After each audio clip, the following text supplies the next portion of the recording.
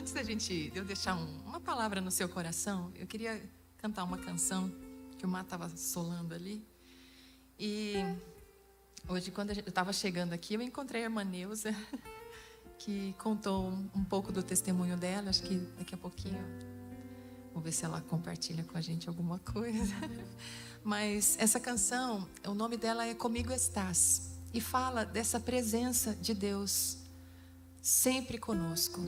Nós não temos na Bíblia uma promessa de que nós não teremos dificuldades. Você já ouviu bastante isso, né? Jesus nos alertou que nós teríamos aflições. E a gente lê nos personagens bíblicos, né, em todas as histórias bíblicas ali, o quanto pessoas que amavam a Jesus sofreram, né? Especialmente pela causa do Evangelho. Mas nós temos uma promessa e é nessa que nós nos apegamos. Deus nos prometeu estar conosco todos os dias da nossa vida. O Evangelho de Mateus, logo no comecinho, vai falar que Jesus é Emanuel, Deus conosco. E no finalzinho do Evangelho de Mateus, as últimas palavras ali, é Jesus dizendo: eu estarei com vocês todos os dias da sua vida. Isso é maravilhoso, porque essa presença de Deus faz toda a diferença.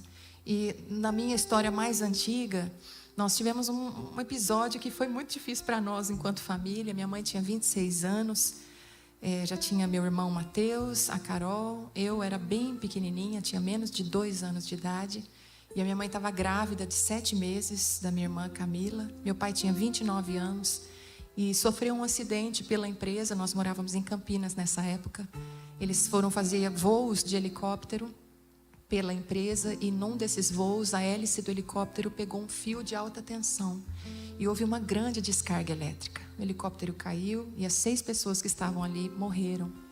E a minha mãe conta que no dia do acidente, ela esperando meu pai chegar, ela sabia desses voos que ele faria, e ele começou a atrasar e ela já foi ficando aflita, até que foram chegando outras pessoas em casa, a vizinha, alguns familiares e o pastor, e foi ele que deu a notícia.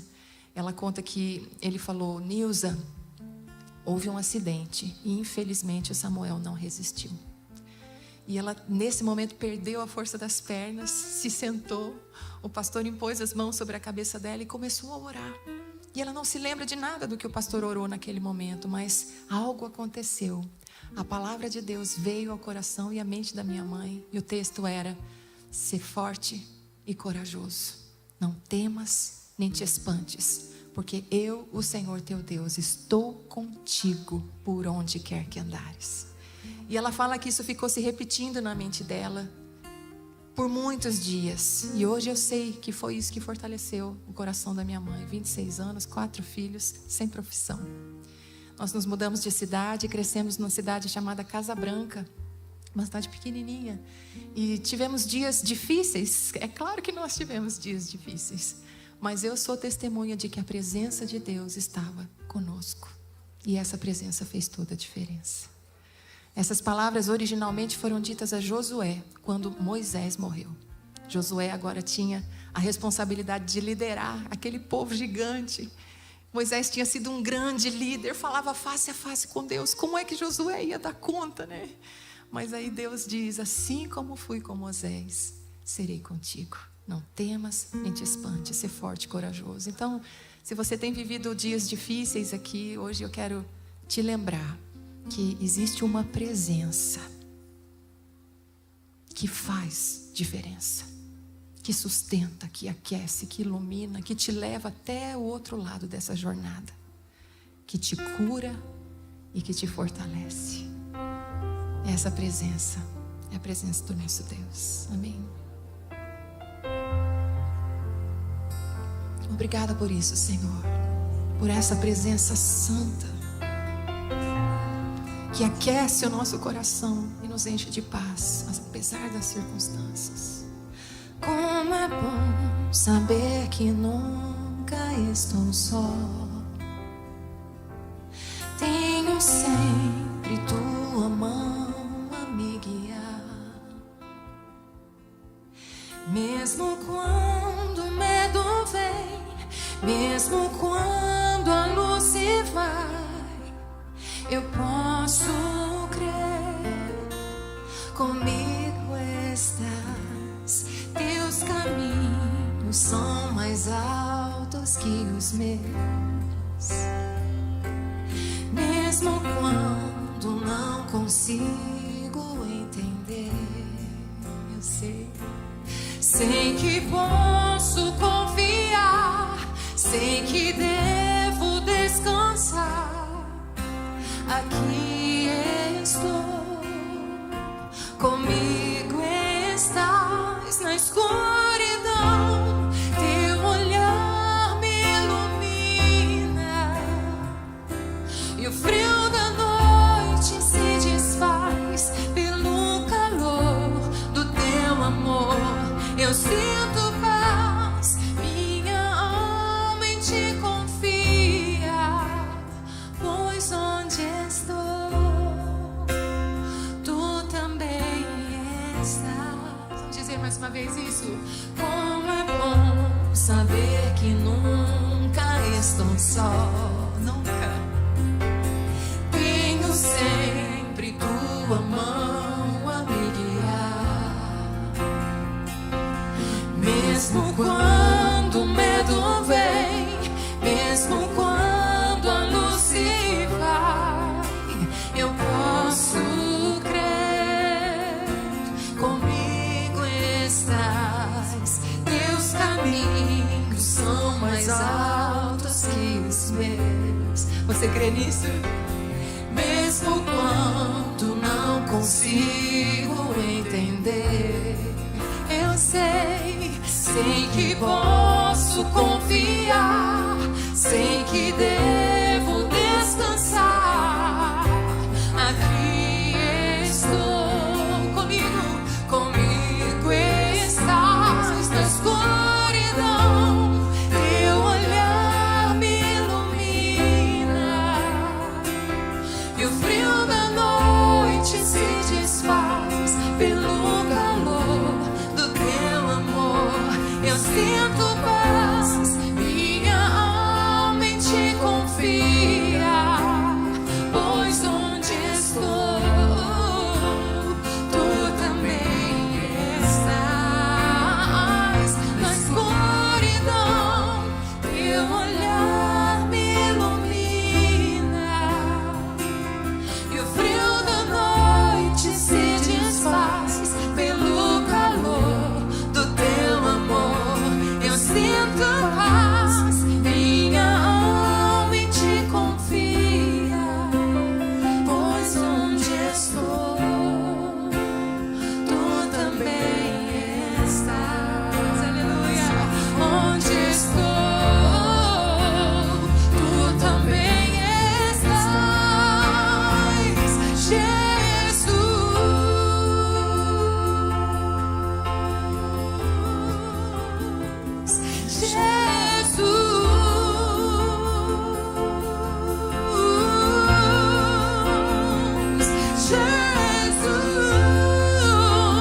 Jesus, sim, eu sei que estás comigo, Jesus.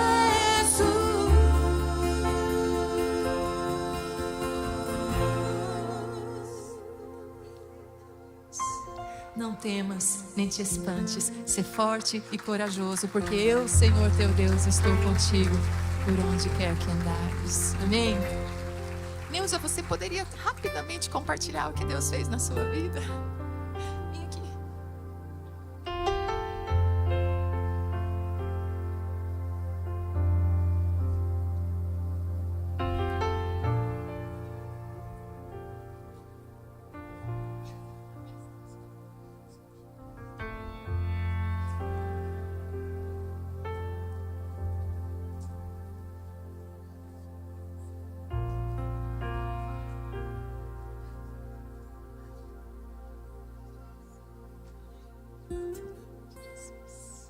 Irmãos, eu quando cheguei aqui na igreja hoje, eu falei com a Raquel assim, me dá um abraço de aniversário, que eu fiz aniversário essa semana, e também foi um ano de cura, né, da minha vida. Deus já tinha mostrado lá atrás que eu estava curada, mas a medicina esse ano falou que eu estou curada, em nome de Jesus.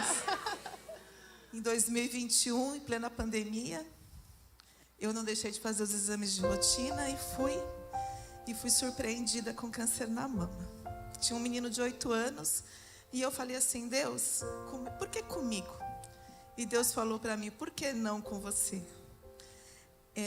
Foram momentos bem difíceis, né, de muita tristeza, de muito choro, mas a certeza que Deus estava comigo. Então eu fui só dando passos à frente e sabia que Deus estava ali comigo. Então eu passei por um momento de cirurgia e aí eu pedia para Deus antes da cirurgia: Senhor, o Senhor é o Deus que fez milagres no passado, faz em mim. E Ele foi me mostrando que os milagres seriam diários. Então Ele foi abrindo portas de consultas rápidas no AC Camargo, que demora 3 meses, e eu consegui de uma sexta para uma segunda. Fiz cirurgia, saí no mesmo dia do hospital, não fiz quimioterapia pela graça de Deus, e fiz 18 sessões de radioterapia. Para uma pessoa ansiosa que eu sempre fui, eu falava assim: como que eu vou ficar 12 minutos parada? Onde até a técnica dizia para mim assim: respira devagar. Então eu sabia que eu não podia me mexer. E eu falava assim: o que eu vou fazer agora quando a porta se fechar e ficar no escuro e em silêncio, né? Só escutando aquele barulhinho da máquina. E eu ficava rogando a Deus. E aí, acompanhando as lives, né, desse casal abençoado, essa música começou a falar muito ao meu coração. Então, quando a porta se fechava, eu falava assim: Senhor, o Senhor está comigo aqui.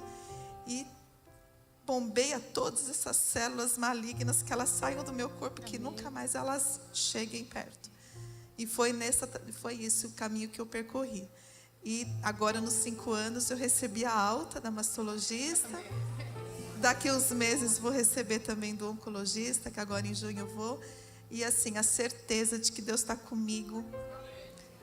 Hoje eu sou procurada por mulheres que eu nem conheço, mas que amigas vão passando contato, e eu tenho sido um canal ali para ajudar as pessoas, para fortalecê-las, porque eu sei que é nisso que Deus me levantou. Por que eu? Por que não eu? Porque eu tinha que estar nesse momento para ser canal de bênção. Amém. Então, Raquel e Marcelo, eu quero honrar a vida de vocês, porque vocês têm sido entrado na vida da gente, na nossa casa, e tem sido uma bênção o que vocês têm feito.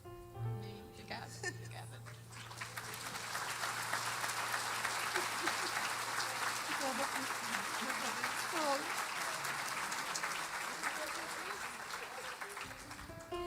E eu queria aproveitar esse momento, porque pode ser que mais pessoas hoje estejam precisando de um toque da parte de Deus, né? Tendo a nossa fé renovada por esse testemunho tão fresco. Eu queria convidar o pastor Marcos para vir aqui e para que nós tivéssemos um tempo de oração. Pode ser que tudo esteja muito bem com você, mas pode ser que a pessoa aí do seu lado esteja vivendo um deserto. E aí nós vamos declarar que o Senhor é aquele que está conosco e Glória que a pode Jesus. curar. Você pode fechar seus olhos por um instante? Deus sabe o momento que você está vivendo. Ele trouxe você aqui hoje para te fortalecer. Amém. Para renovar as suas forças. Para declarar saúde sobre o seu corpo. Você pode estar perguntando: por que eu? Por que eu, Senhor? Por que estou passando por esse momento? O que eu fiz? Você não fez nada. A Bíblia diz que todas as coisas cooperam para o bem daqueles que amam a Deus. Se você está vendo um momento de saúde, com dificuldade na sua saúde, nas suas emoções, na sua família, momento de dor, queria que você ficasse em pé para nós orarmos com você. Esse é seu momento. Esqueça quem está do seu lado. Esse é seu momento com Deus.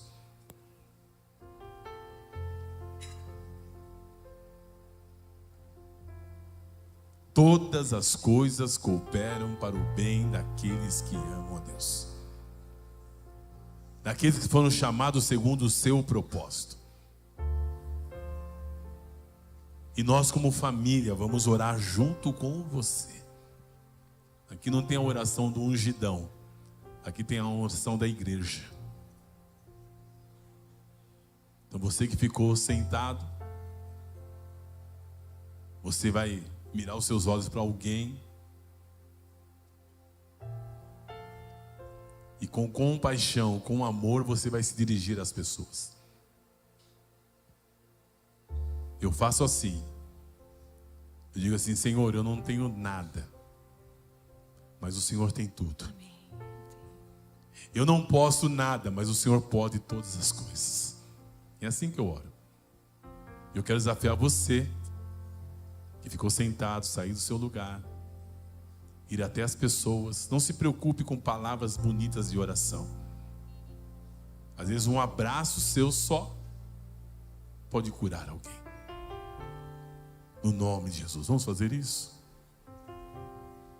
Todo mundo pode oferecer.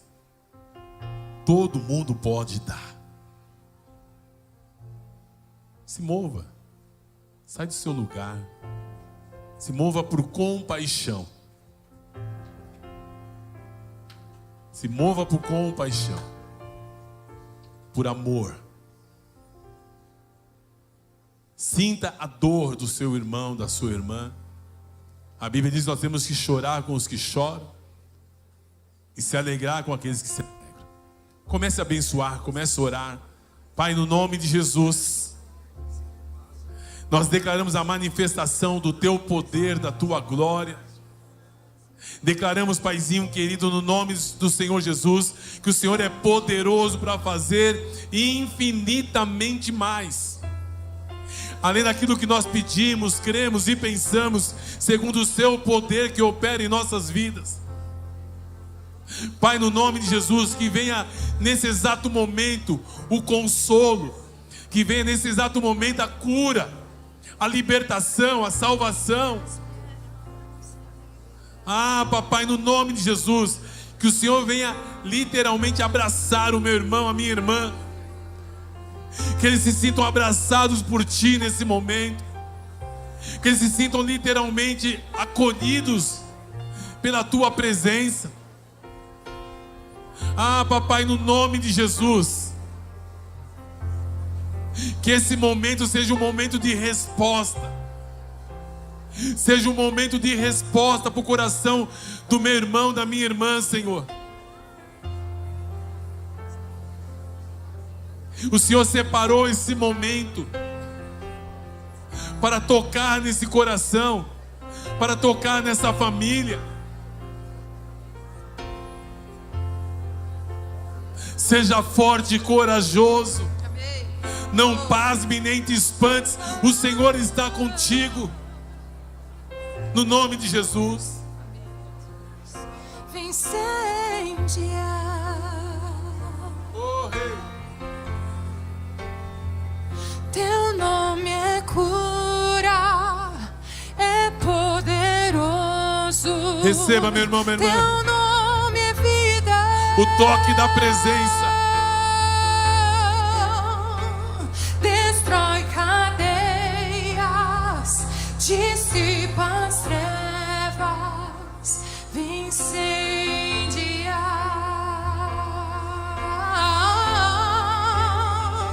Teu nome é cura, é poderoso.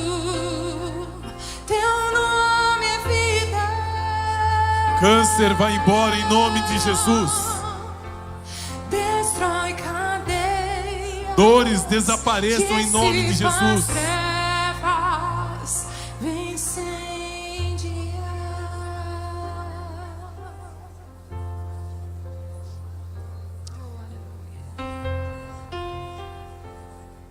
Na medida que você vai orando, dê um abraço nessa pessoa. Declare cura sobre ela, declare saúde sobre ela.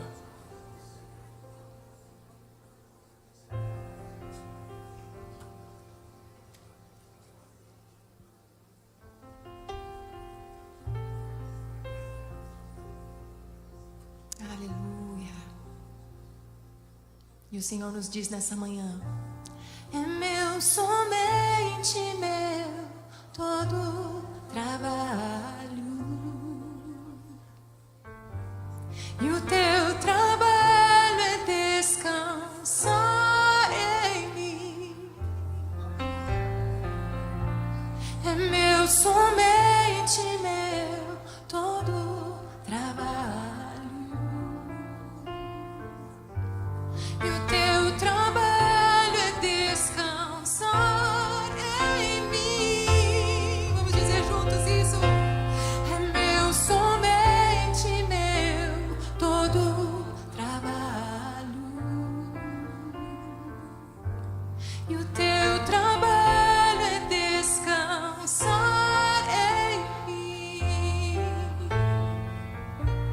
É meu, somente meu, todo trabalho.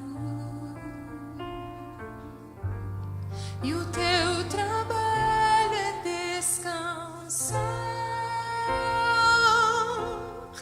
em mim.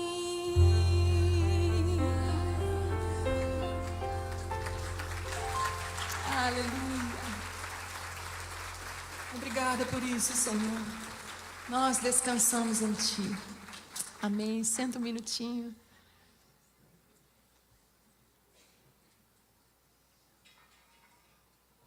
Eu vou ser bem rápida, que eu sei que o nosso horário avança, né?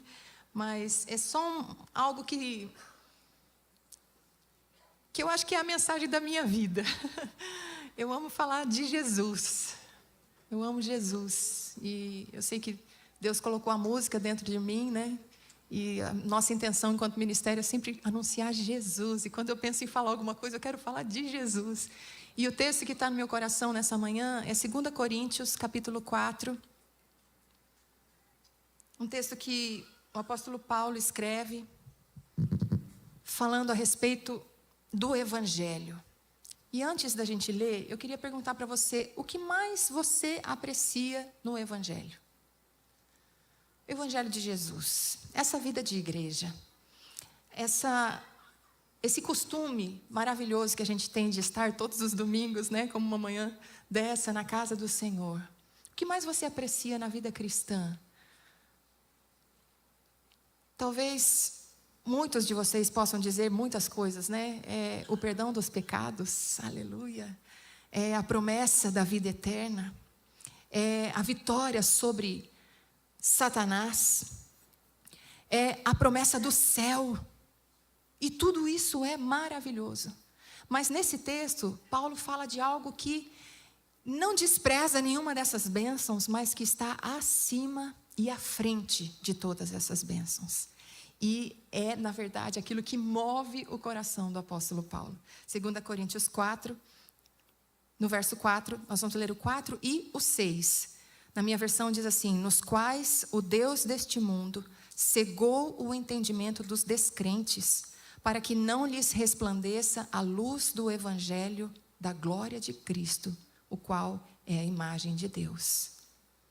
E o verso 6 diz: porque Deus que disse, das trevas resplandeça a luz, Ele mesmo resplandeceu em nosso coração para a iluminação do conhecimento da glória de Deus na face de Jesus Cristo. É maravilhoso, não é? Paulo está dizendo de um evangelho. Que evangelho que é esse? O Deus deste século, Satanás, tem impedido que os incrédulos entendam o evangelho da glória de Cristo. O evangelho é maravilhoso, ele perdoa, ele salva, ele alcança, ele cura, ele traz promessas, ele promete o céu, nos garante o céu. Mas o que é tudo isso, se não para que nós tenhamos esse relacionamento com Cristo, que é totalmente glorioso?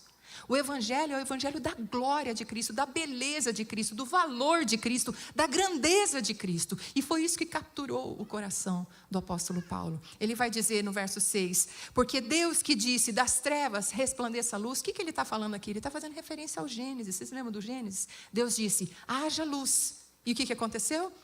houve luz. Esse mesmo Deus que disse, haja luz, esse Deus brilhou, Ele resplandeceu no nosso coração. Para o quê? Para a iluminação do conhecimento da glória de Deus. Onde? Na face de Cristo. Como que eu conheço a glória de Deus? Em Cristo Jesus, olhando para Jesus, aprendendo com Jesus, estudando a vida de Jesus, me deliciando com o Evangelho que está descrito aqui nessa palavra. Isso aponta para a glória de Deus. O que é glória, meus amados? Quando você pensa em glória, o que vem à sua mente?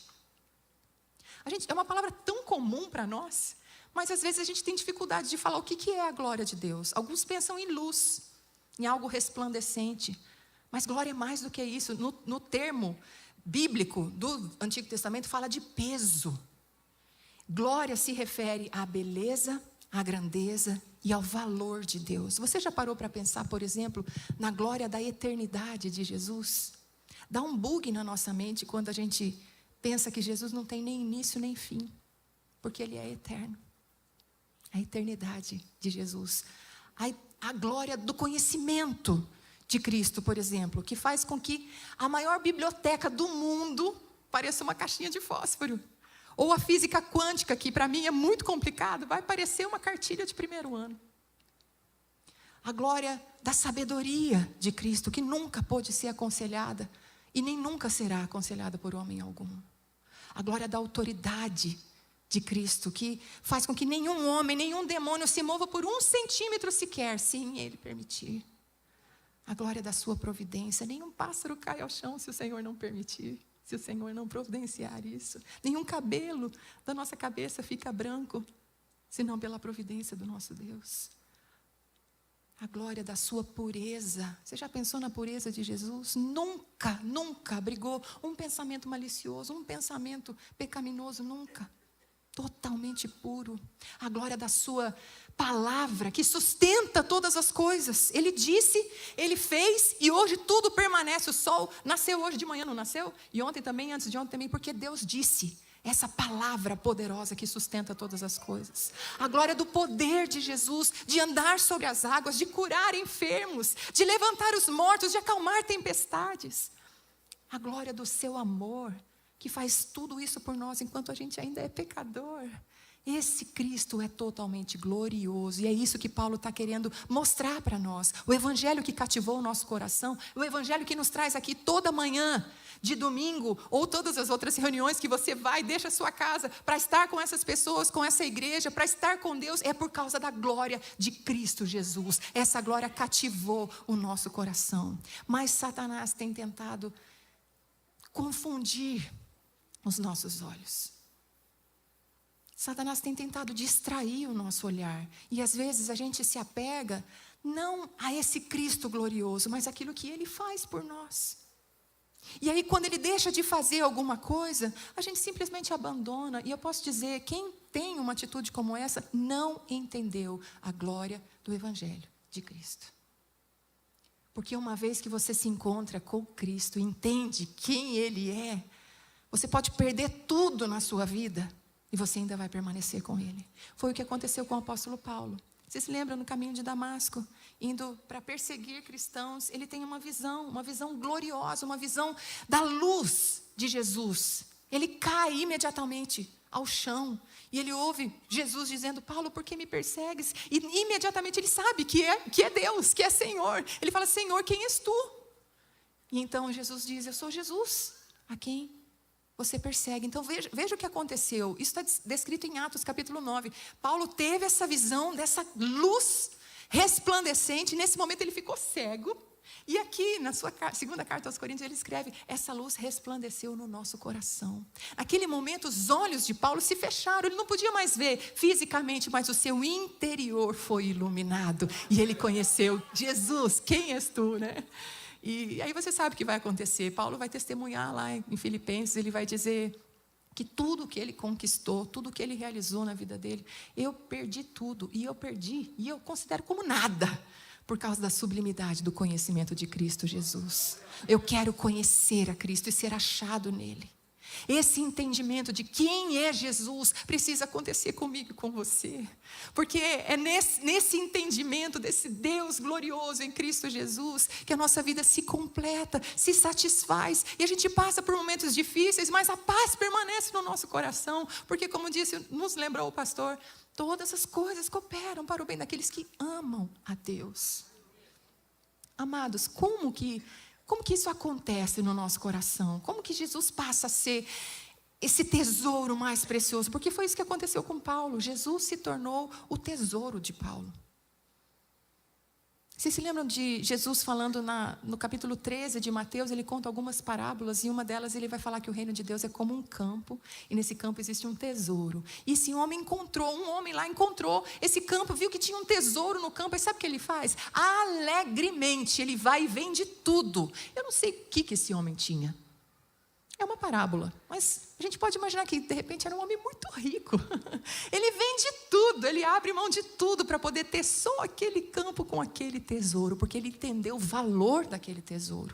A parábola seguinte é da pérola, você se lembra? O colecionador de pérolas vende tudo, porque ele encontrou uma única pérola. Alguém que colecionou durante toda a sua vida, talvez tivesse um arsenal, muitas coisas, muitas pedras preciosas, mas ele abre mão de tudo por causa de uma. Foi o que aconteceu com Paulo. Como a gente pode abraçar Jesus como nosso tesouro mais precioso? E na verdade eu pergunto para você, o que é o seu tesouro mais precioso? O que o seu coração mais deseja?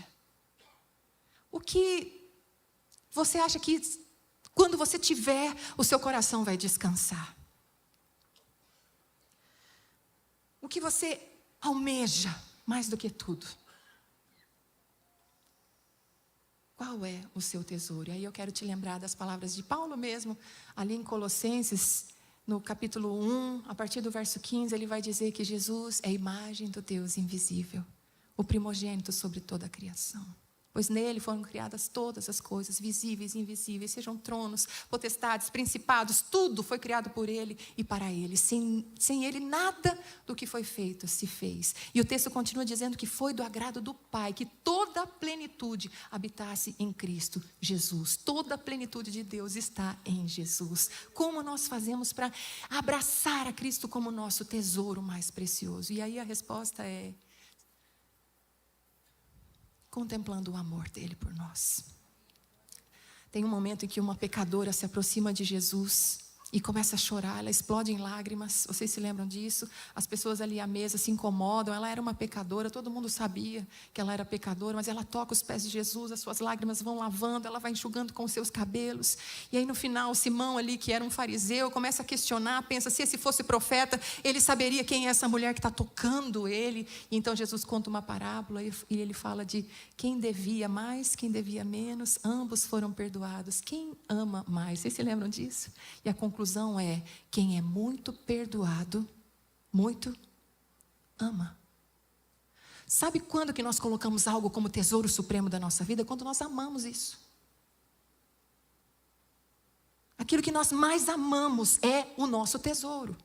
E como eu posso fazer para amar muito mais a Jesus, para que Ele seja esse tesouro supremo no meu coração, entendendo o quanto eu fui amada por Ele, o quanto eu fui perdoada por Ele, o quanto eu não poderia estar aqui hoje, falando em nome dEle, adorando a Ele, fechando os olhos e sentindo a Sua presença. Isso não me era possível, não era possível para você, mas por amor, isso se tornou possível em Cristo Jesus. Quando a gente contempla isso, esse perdão, esse tamanho de graça que nós não merecemos, mas recebemos, essa bondade derramada sobre nós, o nosso coração vai entendendo, isso vai despertando o amor dentro de nós. John Stott fala que a cruz é o lugar onde a chama do nosso amor é acesa, mas é preciso estar perto o suficiente para que as suas centelhas caiam sobre nós. É olhando para a cruz, é olhando para a renúncia de Jesus, é olhando para a obediência de Jesus. Aquele que era rico se fez pobre para que nós fôssemos feitos ricos. Aquele que não tinha pecado nenhum se fez pecado por nós. O pecado de toda a humanidade foi lançado sobre Jesus no Calvário por amor a nós. Aquele que tinha toda a autoridade, sempre teve, toda a autoridade, mas era reverenciado no céu, adorado, anjos se prostrando, serafins se prostrando, os anciãos se prostrando. Jesus sai deste lugar, se esvazia dessa glória, se torna homem e vem para este lugar como servo obediente e vai até a morte, e morte de cruz. Quando a gente contempla essa obra da cruz, o nosso coração vai explodindo em amor a esse Deus, porque nós não merecíamos. Então, é gerado em nós o desejo de viver para Cristo. Ele me comprou. Eu não sou mais de mim mesmo, eu pertenço a Ele. E isso traz uma alegria, meus irmãos. Isso traz uma satisfação tão grande para o nosso coração. Então eu pergunto mais uma vez, o que é o seu tesouro? O tesouro da sua vida, o seu tesouro mais precioso. Olhe para a cruz, olhe para Jesus, olhe para a sua história. E lembre que pecado não é só aquilo que você faz. Pecado é a forma como nós nascemos. Nós nascemos nessa natureza pecaminosa. É o pecado original. Como Davi disse, em pecado eu fui concebido, em pecado gerou minha mãe. Nós nascemos separados de Deus. Então, foi Jesus que veio até nós, esse cordeiro que havia sido conhecido antes da fundação do mundo, para que hoje você estivesse aqui, neste lugar, na avenida não sei o que, Churchill, Winston, mas também na presença do Deus Criador dos céus e da terra. Isso é fruto de graça, graça que se manifestou salvadora a todos nós. Olhe para Jesus, olhe para a cruz, olhe para esse perdão, olhe para esse sangue precioso. E que esse amor vá explodindo no seu coração, de forma que você o deseje mais do que tudo e queira fazer da sua vida um testemunho vivo de quem Ele é. E olhando para o futuro também, meus amados. Porque quando Jesus veio até o mundo, Ele veio anunciar o Pai. E Ele veio como servo, como ovelha muda para o matadouro. Ele veio como aquele que se humilhou, se esvaziou. Mas quando a gente olha lá para o final da história, Apocalipse, agora é Deus que revela o Filho. Ele não revela Jesus assim como essa ovelha muda, como aquele que está com as mãos pregadas numa cruz, como aquele que tem o rosto inchado porque foi esbofeteado. Não. Agora Jesus se revela com os olhos, chama de fogo, os seus cabelos brancos como a neve. As suas mãos e os seus pés já não estão mais pregados numa cruz, mas Ele sustenta a igreja, a história nas suas mãos. Os seus pés são como bronze polido. Esse é o Jesus vencedor, vindo para nos encontrar e nos levar eternamente para a sua glória. Olhe para Jesus. Amém, meus queridos? Feche seus olhos.